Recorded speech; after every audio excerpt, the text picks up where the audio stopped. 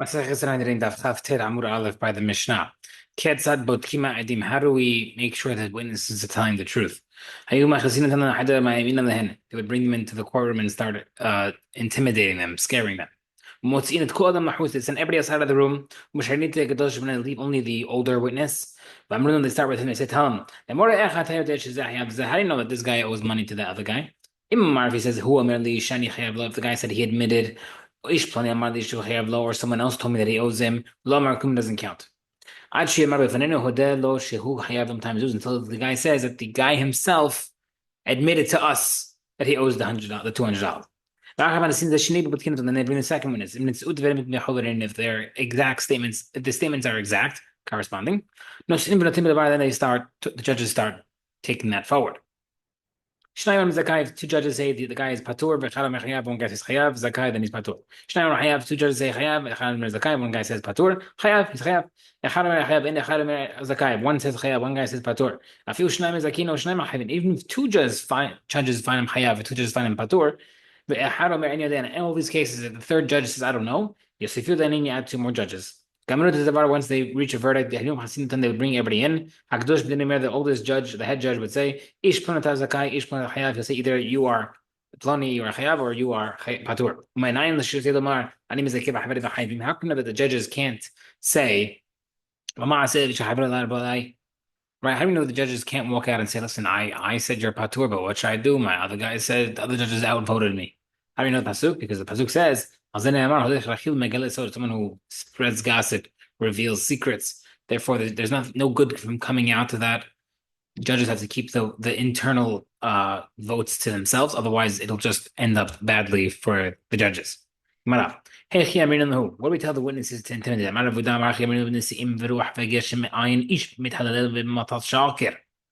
It'll rain, testifying falsely will cause a drought, a famine.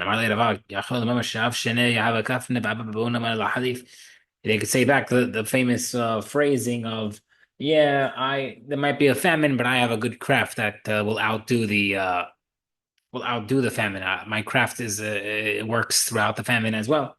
Like your friend in Shul's stock that will be recession proof. Says, okay, I'm reading the who we tell them the following.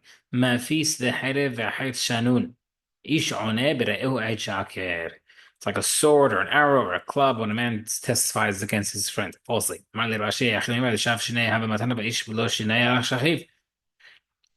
you're threatening with death, but a person, even if there's a famine, a person does not die early. Or it says, witnesses testify falsely are held in contempt. They look disgusting, even in those who hire them to swear falsely. We see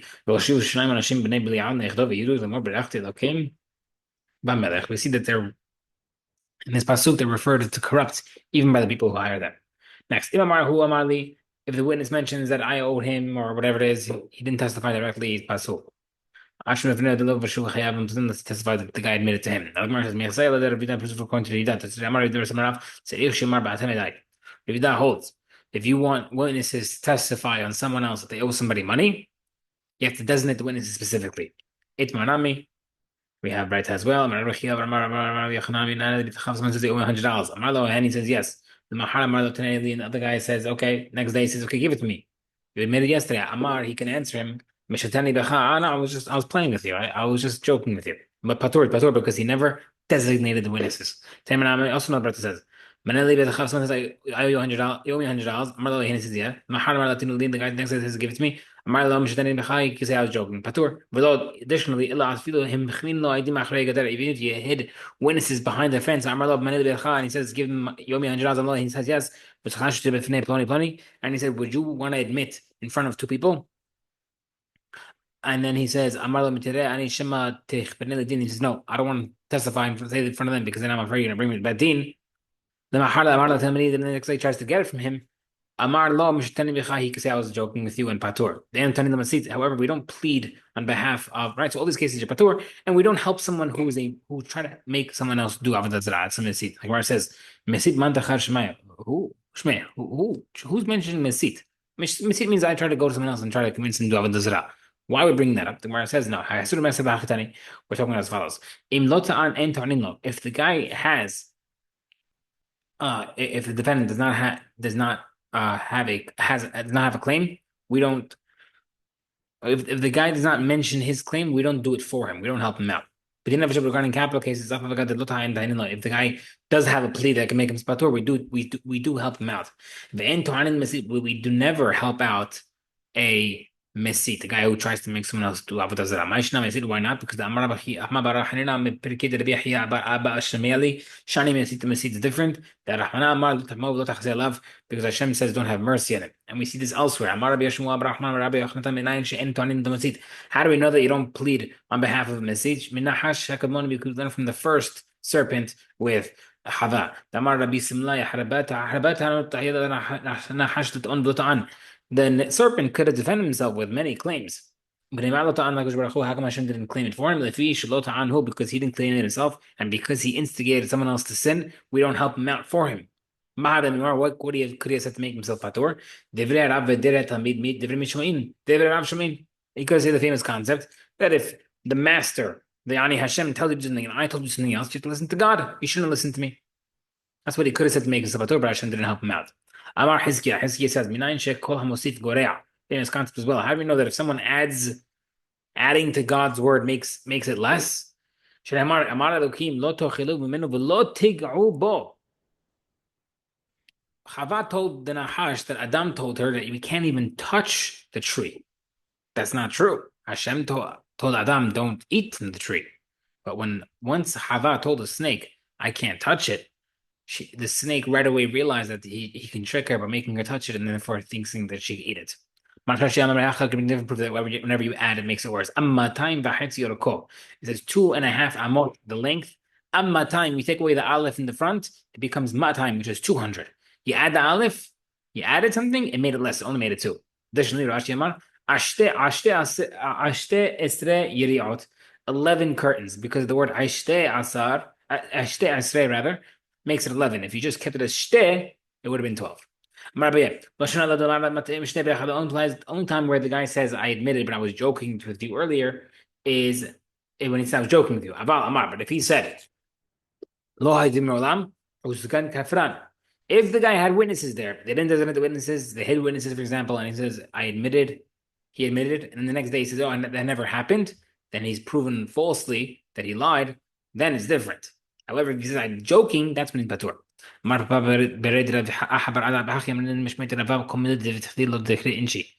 disagrees. He says, no, because the guy could have truly been joking, because he made a joke, it never registered in his mind. A person may not remember a statement that he meant without meaning, and therefore it could be he did not remember it. Okay. How would that mean that I didn't have because the guy had witnesses behind the bed curtains to hear his friend admit something? He told me, and he said yes. Should the sleeping and the woken people testify to that? Amar said no. Rav Kana said sorry. He did not want the witnesses, therefore it doesn't count. Guy who had witnesses in a graveyard to make sure his friend admitted something. The guy says, he said, yes. The guy said, can the living and the dead be witnesses? He said, no. Sorry, doesn't count. We see from here, not only see here that you have to specifically have the guy designate the witnesses. You are my witnesses, and then have the guy admit. It doesn't make a difference when the borrower says it, or even when the lender says it, and the guy doesn't protest. The lender says, you are the witnesses, and the guy stays silent. That's admission to guilt. Why? Because our cases that we just brought was specifically where the guy said, no, I don't want it to be witnesses, which means that if he would have been quiet, it would have counted.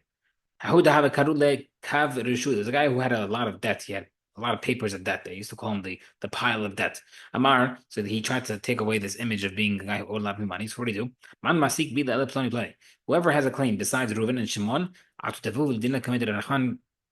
he said, who has a claim against me besides Reuven and Shimon? Oh, some people came over to him and said, those people, Reuven and Shimon came and said, you admitted you owe us money.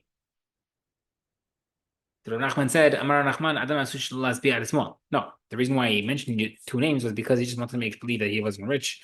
and therefore he mentioned two people. But that was his way of saying, I don't owe anybody money. How would the this guy who was known as a miser?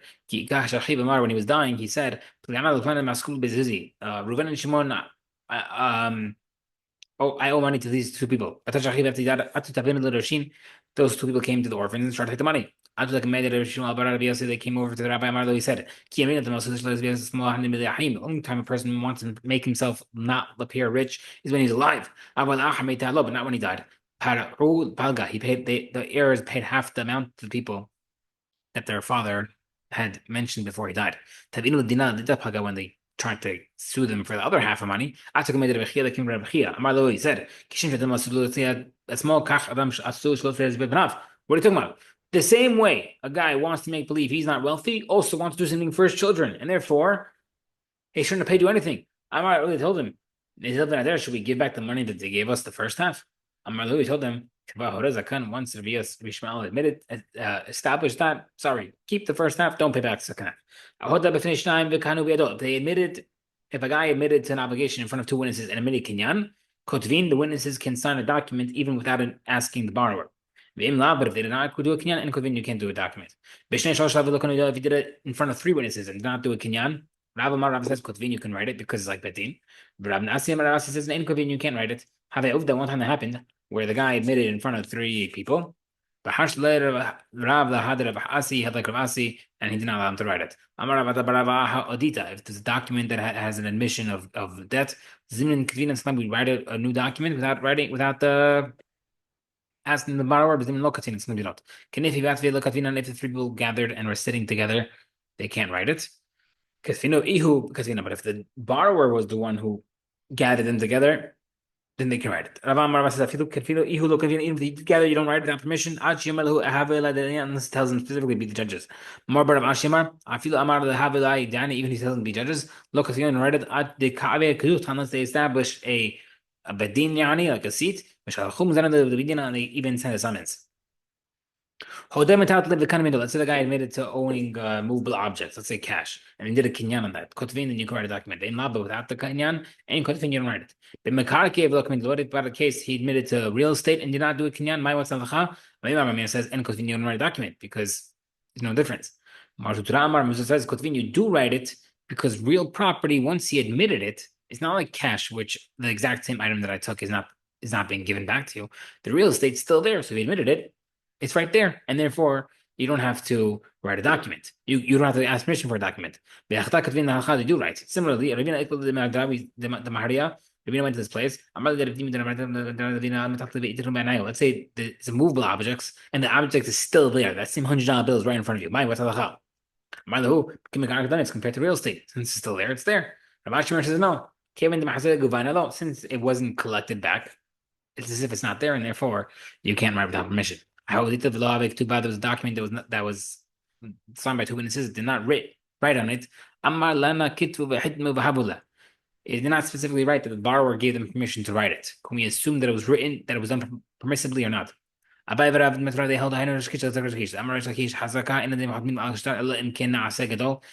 Witnesses do not sign on a document unless they know that this is a specific case in Baba that the guy has to Yatom has to be reached adulthood before selling, and therefore the witnesses will make sure.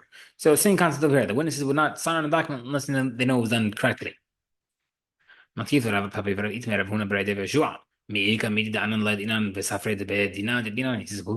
know the halacha. We barely know the halacha. Now, who says the sofer, the scribes who are actually writing documents, would be that knowledgeable and cognizant of this halacha? Maybe they don't know. They actually checked it with the Sofrim of Abai and Rabba, and they actually knew this halacha. Oops. There's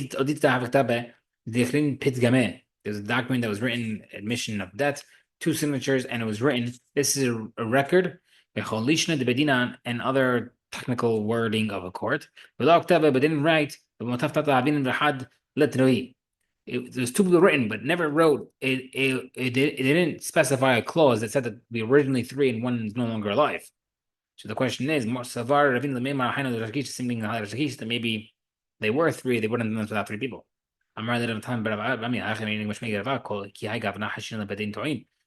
If you don't have 3, maybe they made a mistake. Gemara says, "Amar Rav Nachman bar Yitzchak, ib ktav bedina tu lo tarich." If the document would have written, "We are the court," then yes, you don't have to worry about bedin because the two judges will not make a mistake.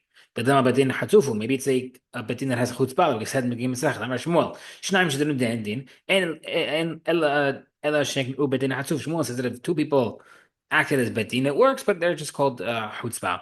Maybe they would have considered themselves the court. So the document wrote that it was the court of Rav Ashi, which is usually three. The Gemara says that you can't do it. The Gemara says no, they said that Rav Ashi told us to write this note, and therefore we can assume that it was initially three from the beginning. And we're done. How does someone told the sons of a guy who passed away? So your father hiding money in a carriage or a trunk or a closet, and he said that it belongs to Reuven, or it belongs to Shimon, or belongs to Maser Sheni rather. Babayit, or it was in the house. If Babayit, if the hiding place was in the house, Lomar Kluma doesn't count. The children can keep it. Basadeh, if it was in the field, Tevrev Kaimin, it counts. It goes to that person or Maser Sheni. Why? The rule goes as follows: anytime that the item is within the ability of the witness to take, the words stand because the guy could have assumed that that's what the witness is going to do. But if it was not within his ability to take it, then it doesn't count. We assume the father was just trying to get his mind off of the money. In case the sons themselves saw their father hiding it. They said it belongs to Reuven. If it looked like he was giving them instructions what to do, he was dying or he was trying to instruct them. They have to hand it over. But if he just like he was just trying to fool them to make believe to keep their eye off the money. Like, yeah, don't, it's not it's not my money. It belongs to someone else. Just to fool them. Lamarkum doesn't count, and therefore they could keep it. If someone was, the case where a guy was worried about where's my father, I don't know where the money my father left for me. Very